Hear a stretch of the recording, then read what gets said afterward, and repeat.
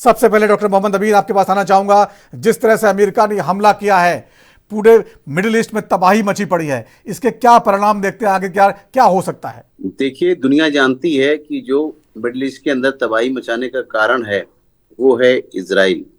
और इजराइल को जो पूरा, मैं कहूंगा कि इजराइल का जो पूरा सपोर्ट है वो दुनिया जानती है, अमेरिका करता भी। जैसे कि ईरान जो है हमास, हिजबुल्लाह और हुती को करता है, इसी तरीके से ये भी इसको करते हैं।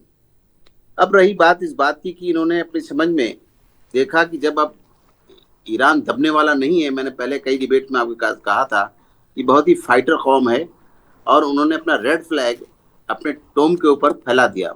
वहां पर जो उनकी गुंबद थी उसमें उन्होंने फहरा दिया, और फ्लैग वो लाल रंग का, रेड कलर का, यानी वो मारने मर जाने वाली कौम है और बहुत ही पुरानी हिस्ट्री है उसकी, इतिहास रहा है।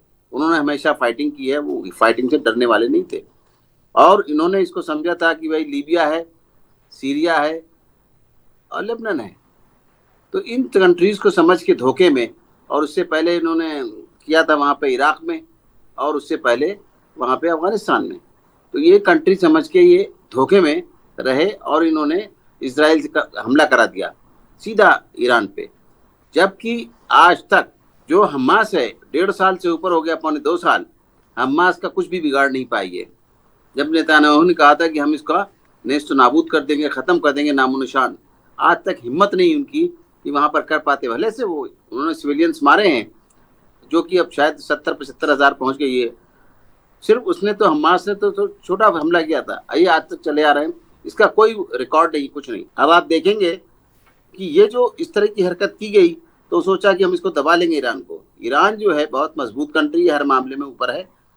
और ये लेकिन डॉक्टर पीछे से अमीर साहब, एक जिस और तरह से बात बता अमेरिका दूं कूदा कि है। अमेरिका सुनिए जी। सुनिए, अमेरिका ये चाहता है कि हम अगर ईरान को खत्म कर लेंगे, जो दीवार है, तो फिर हम जो है पीछे उसके रशिया है, चाइना है और कोरिया, उस पर कभी भी हमला हमला कर लिया करेंगे। वैसा नहीं होने देंगे तीनों कंट्री।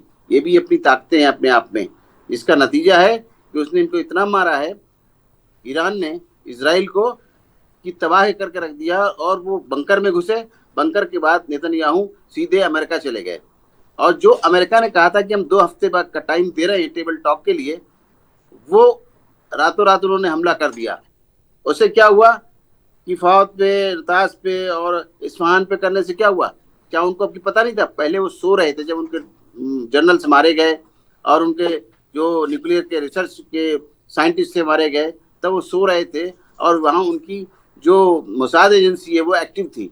अब की बार वो जान रहे हैं कि हम लड़ाई लड़ रहे हैं और इसका हमला होगा हमारे ऊपर, तो अब की उन्होंने पे यकीन नहीं किया, और उसी का नतीजा है कि अभी भी वो बम्बार्डिंग करे जा रहे हैं, अपने मिसाइल फेंक रहे हैं, और उसी का बदला लेने के लिए अमेरिका सामने आया है। और अमेरिका को ये नहीं करना चाहिए था। अब इसके बुरे नतीजे हो सकते हैं, आप देखिएगा। उन्होंने ये सोचा होगा कि हम इस तरह कर लेंगे तो शायद हम बचा लेंगे। अब देखने वाली बात है। देखिए, उधर से भी जो अभी आप बात कर रहे थे कि सऊदी अरब है, ओमान है और भी कतार है, कई कंट्रीज हैं जिन्होंने इसको ऑब्जेक्ट किया है। उधर से पाकिस्तान के जो जनरल को बुलाया था, उन्होंने फील्ड मार्शल को खाना वाना खिलाया, सब कुछ बातें की, लेकिन सत्ता तो कहीं और है ना। उन्होंने आज इस बात को कंडेम किया है, और पाकिस्तान भी। तो ये सब देखने वाला है। जब इस्लामिक वर्ल्ड के ऊपर अटैक होगा, दुनिया जानती है, एक 1 बाय 1 करेंगे ये और अपना साम्राज्य फैलाएंगे। बिल्कुल। इसलिए उनको अब सजग हो गए। जितने गल्फ कंट्रीज हैं उनमें शिया और सुन्नी का मामला फैलाया हुआ था, वो भी काम खत्म हो गया। अब सीधी लड़ाई होगी, इसको देखना होगा कहीं वर्ल्ड वार की तरफ न चला जाए।